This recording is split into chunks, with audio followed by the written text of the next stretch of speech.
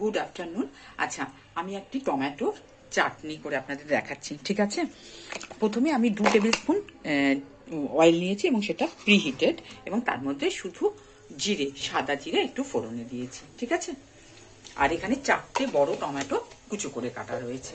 হ্যাঁ, কুচো করে কাটা রয়েছে।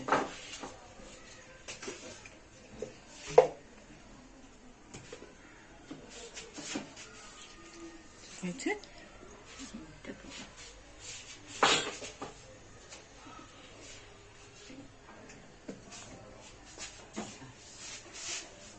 এবারে এটা এর মধ্যে আমি টমেটোগুলো দিয়ে দিচ্ছি।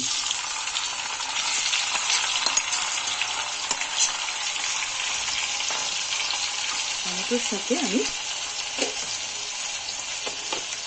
চিনি দেব,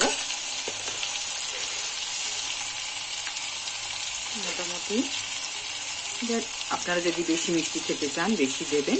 আমি 3-3.5 চামচ চিনি দিয়েছি, ঠিক আছে? আপনারা যদি বেশি মিষ্টি খেতে চান অবশ্যই আর একটু বেশি অবশ্যই দিতে পারেন।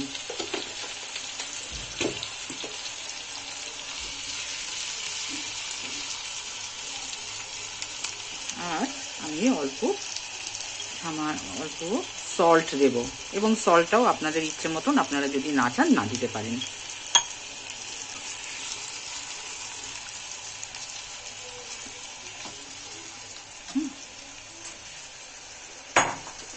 আচ্ছা, আর এর মধ্যে একটু আদা কুচি করা আছে, সেই আদা কুচিটা আমি দিচ্ছি। আর এখানে দেখুন 5 রকম রয়েছে। হ্যাঁ, এগুলো সব মলে, এইগুলো নাম বলে বলছি না, এগুলো সমস্ত মলে আপনি কিনতে পাবেন। হ্যাঁ, কিশমিশ কাজু তো আপনারা জানেনই, তো সেইগুলো আমি একটু করে এতে দিচ্ছি।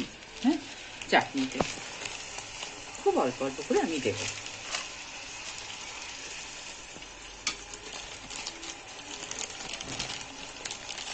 এগুলো ড্রাই ফ্রুটসের মধ্যেই পড়ে।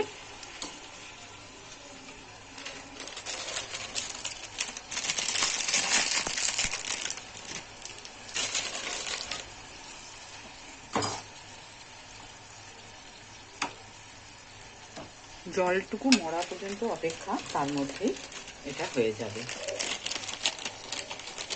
এগুলো একটু আপনারা কাজুগুলো একটু কেটে দিতে পারেন, আমি কাটিনি, বাট আপনারা একটু কাজু আর এই কাঠবাদাম এগুলো আপনারা একটু কেটে দিতে পারেন। এই 5 রকম আমি দিয়েছি, ড্রাই ফ্রুটস বলুন, বাদাম জাতীয় জিনিস বলুন, তো মানে টমেটোর পঞ্চরত্ন। হ্যাঁ, এই হিসেবে আমি 5 রকম ড্রাই ফ্রুটস দিয়েছি।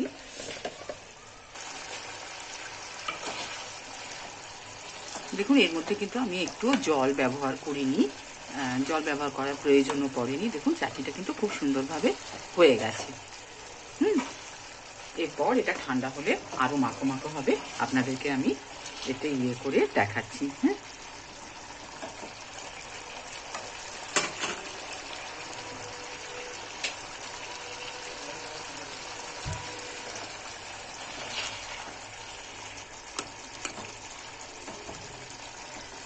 এটা ঠান্ডা হলে আরো মাখো মাখো হয়ে যাবে, কিন্তু আমি আপনাদেরকে এর মধ্যে করে দেখানোর চেষ্টা করছি যে চাটনিটা কত সুন্দরভাবে হয়েছে।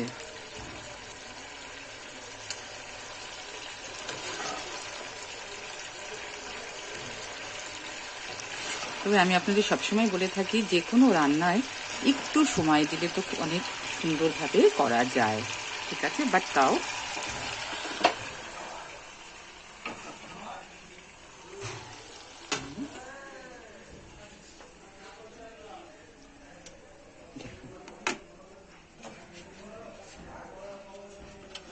হ্যাঁ, আজকের রেসিপি আমি এখানে শেষ করছি, টমেটো পঞ্চরত্ন।